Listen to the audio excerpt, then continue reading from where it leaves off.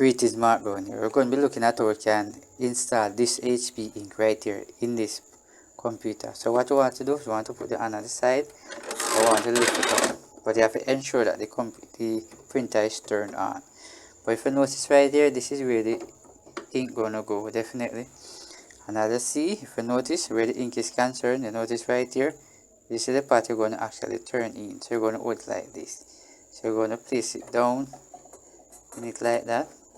Ensure that it fits down properly. So you put it right here.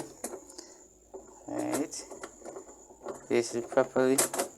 Just like that. You notice it go down. They're going to draw down this now in order to make it tight in, just like that.